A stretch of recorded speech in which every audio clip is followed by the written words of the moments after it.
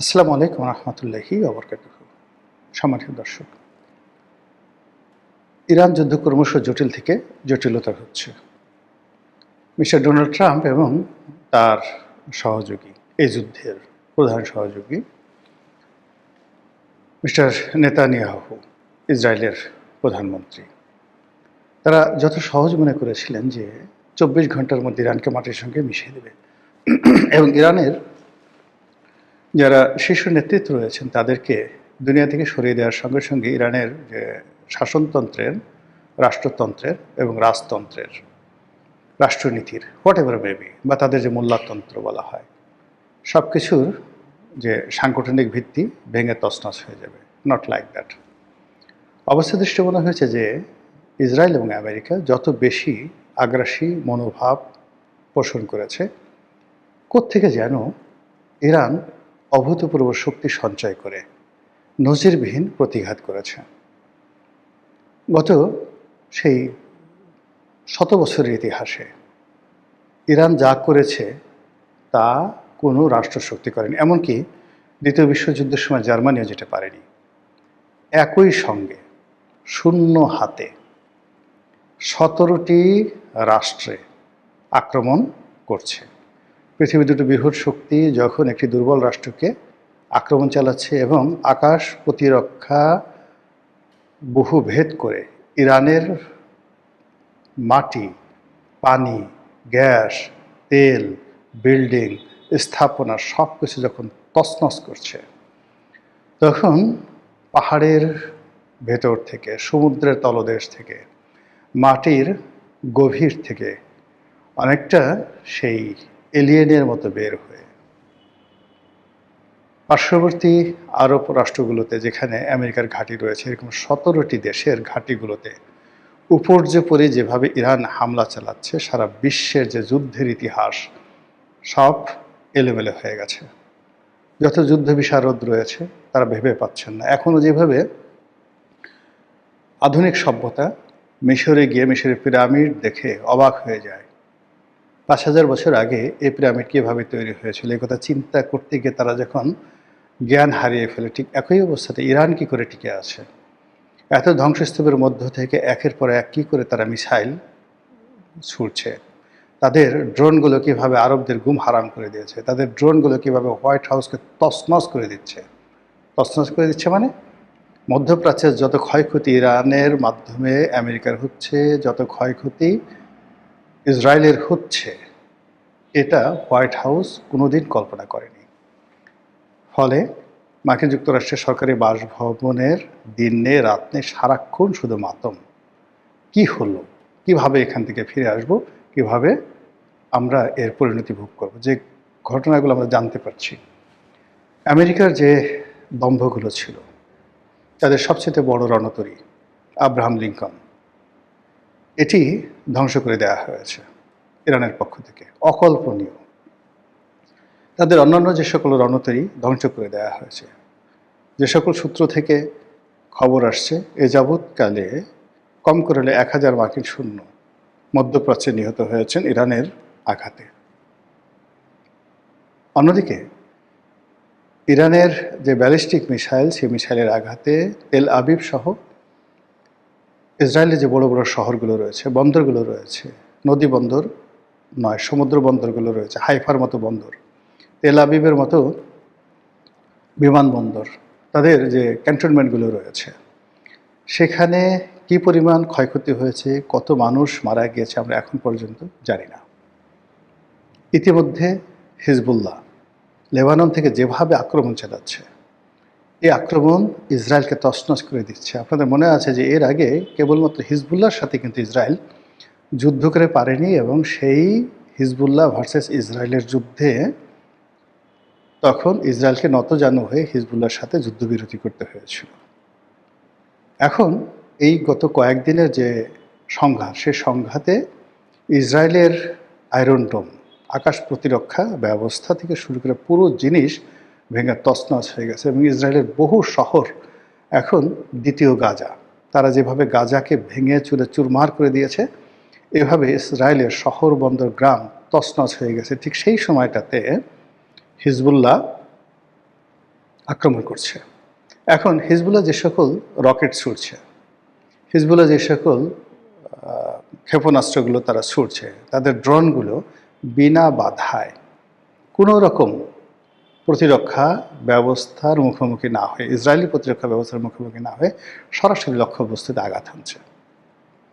এখন যদি ইসরায়েলের অভ্যন্তরে হামাস ঢুকে পড়ে, তারপর হুতিরা ঢুকে পড়ে এবং যাকে বলা হয় এই হিজবুল্লাহ ঢুকে পড়ে, এর বাইরে অন্যান্য যে সকল মুসলিম মিলিট্যান্ট রয়েছে, তারা যদি দলে দলে যুদ্ধ করার জন্য ঢুকে পড়ে, ইসরায়েলের যে চিহ্ন পৃথিবীর মানচিত্র থেকে মুছে যাবে, থাকবেই না। এখন এই যে একটা অবস্থা শুরু হয়েছে ইসরায়েলের ভিতরের বাইরে যে সকল আরব রাষ্ট্র 70-এর দশক 80-র দশক থেকে শুরু করে এখন পর্যন্ত শুধুমাত্র পেট্রো ডলারের উপর ভিত্তি করে বিত্ত বিলাসের যাকে বলা হয় নরক তৈরি করে ফেলেছে, পৃথিবীর নরক। দুবাইতে যান, জাহান্নাম, নারী দ্বারা, মদ দ্বারা, জুয়া দ্বারা এই পৃথিবীকে কতটা অশ্লীল এবং অশ্রাব্য করতে পারে মানুষ, সেটা দেখতে হলে আপনাকে দুবাই যেতে হবে, পাপের শহর। সেই পাপের শহরকে তছনছ করে দিয়েছে। সৌদি আরবের বিভিন্ন স্থাপনায় আঘাত আনা হচ্ছে, ফলে আরবরা এখন তাদের দেশে মার্কিন যে ঘাঁটি রয়েছে সেই ঘাঁটি নিয়ে তারা চিন্তিত হয়ে পড়েছে। মার্কিন নাগরিকরা মধ্যপ্রাচ্য থেকে পালাচ্ছে, পাগলের মতো পালাচ্ছে। আর ইরান এই সময়টা অত্যন্ত নিখুঁতভাবে দুবাই শহরের কোন হোটেলের কোন রুমে আমেরিকানরা শুয়ে আছে, রিয়াদের মানে সৌদি আরবের রাজধানী রিয়াদের কোন শহরে, কোন উপশহরে, কোন গলিতে আমেরিকানরা পালিয়ে আছে, নিখুঁত স্যাটেলাইট চিত্র তারা পেয়ে যাচ্ছে। বলা হচ্ছে রাশিয়া দিচ্ছে, বলা হচ্ছে চীন দিচ্ছে, হোয়াট এভার মেবি, কিন্তু তারা তো পাচ্ছে। দ্বিতীয়ত, ইরানের ভূমি থেকে একেবারে টার্গেটেড করে যেভাবে আয়াতুল্লাহ আলী খামেনিকে টার্গেট করে ইসরায়েল মেরেছে, ঠিক একই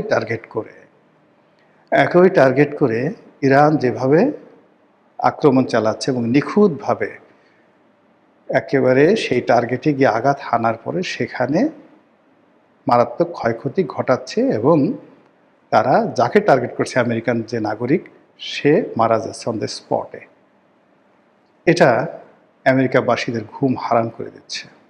প্রায় প্রতিদিন বড় বড় প্লেন ভরে ভরে তারা এই আমেরিকার সৈন্যদের যে লাশ, এটি যখন মার্কিন ভূখণ্ডে পৌঁছে যাচ্ছে তখন সেখানে হৃদয় বিদারক দৃশ্য তৈরি হচ্ছে।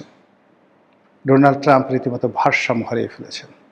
এমনি তিনি মিথ্যা কথা বলার জন্য খুব কুখ্যাত।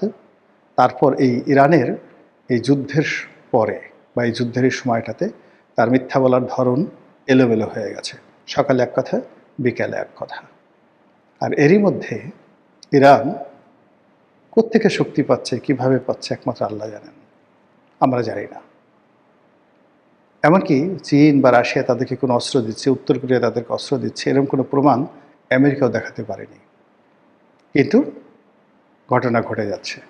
এবং সেই ঘটনার ফলে কি হলো, প্রতিদিনই তাদের আক্রমণের পরিমাণ বাড়ছে, কিছুদিন থামছে না। ইরানের পররাষ্ট্রমন্ত্রী, ইরানের প্রেসিডেন্ট যে ভাষায় কথা বলছেন, যে দৃঢ়তা দেখাচ্ছেন এবং তারা যেভাবে মুস্কি মুস্কি হাসছেন, যেভাবে তারা এই যুদ্ধ বিরতির ব্যাপারে কোনো আগ্রহই দেখাচ্ছেন না।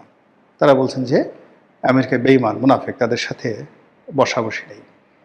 এই যুদ্ধ এমনভাবে বন্ধ করতে হবে, এটা বিরতি নয়, যেন ভবিষ্যতে আর কোনো যুদ্ধ না হয়। আর সেটা যদি বন্ধ করতে হয়, আমেরিকাকে মধ্যপ্রাচ্য ছাড়তে হবে। এই যুদ্ধের ক্ষয়ক্ষতি যা হয়েছে সেটা তাদেরকে পুষিয়ে দিতে হবে এবং ইরান নামক রাষ্ট্রের বিরুদ্ধে তারা যাবৎ যে সকল শয়তানি করেছে এইগুলোর লভ্যাংশ সহ ইরানকে ফেরত দিতে হবে। এটাই হবে বিজয়ী ইরানের প্রত্যয়। এবং সেই কারণে তারা ম্যাটিকুলাসলি তারা মনে হচ্ছে যে এই যুদ্ধ করার জন্য দীর্ঘদিন ধরে তাদের প্রস্তুতি ছিল, এরকম একটা ক্ষণের জন্য তারা অপেক্ষা করছিল। যেমন আমেরিকা ভয় দেখাচ্ছে যে ইরাক যেভাবে তারা তছনছ করেছিল, যেভাবে তারা স্থল সৈন্য পাঠিয়েছিল, একইভাবে তারা ইরানও সৈন্য পাঠাবে। এর কারণ হলো স্থল যুদ্ধ ছাড়া কোনো একটা জাতির উপরে সর্বময় কর্তৃত্ব অর্জন করা যায় না যুদ্ধের ময়দানে, সেই কাজটি তারা করবে। এই কথা শুনে ইরান মুসকে মুসকে হাসছে। তারা বলছে, আসুন, উই আর ওয়েটিং। আমরা ভয় পাচ্ছি না, আমরা অপেক্ষা করছি। তার আরও বলার চেষ্টা করছে যে আমরা যে যুদ্ধ করছি সে ম্যাটার অফ আওয়ার ডিগনিটি। আমরা এই ডিগনিটি যে কোনো জিনিসের বিনিময়ে বিক্রি করতে রাজি নই। মৃত্যু আমার জন্য অপরিহার্য, মৃত্যু আমাদের জন্য অনিবার্য, আর আমরা সেই মৃত্যুর পর থেকে বেছে নেব যতক্ষণ আছি, জীবিত আছি। আমরা লড়াই করে যাব, কিন্তু কোনো কিছুর বিনিময়ে আমরা নতজানু হব না এবং নিজেকে বিক্রি করব না। এই আত্মপ্রত্যয় যখন ইরানি নেতাদের মুখ থেকে বেরোচ্ছে আর এই শব্দ যখন হোয়াইট হাউসে যাচ্ছে, বুঝতে পারেন সেখানে রীতিমতো বজ্রপাত হচ্ছে। ভবিষ্যতের মালিক আল্লাহ, ভবিষ্যতের খবরাখবর একমাত্র তিনিই জানেন, আমরা বলতে পারি না। কাজেই ইরানের যে যুদ্ধ চলছে, যে অসম যুদ্ধ চলছে, যে জাহিলিপনা চলছে, যে জুলুম চলছে, আমরা চাই যারা সাধারণ আমজনতা এটার একটা প্রাকৃতিক বিচার হোক। ইরানের এই ভূমি থেকে, এই যুদ্ধ থেকে ইসরায়েল এবং আমেরিকা এমন শিক্ষা পাক, আগামী 100 বছরে এই পৃথিবীর কোনো উদ্ধত শাসক যেন অন্য কোনো জাতিগোষ্ঠীকে আক্রমণ করার দুঃসাহস না দেখায়। মহান আল্লাহ আমাদের সবাইকে হেদায়েত দান করুন এবং হেফাজত করুন। আসসালামু আলাইকুম ওয়া রাহমাতুল্লাহি ওয়া বারাকাতুহু।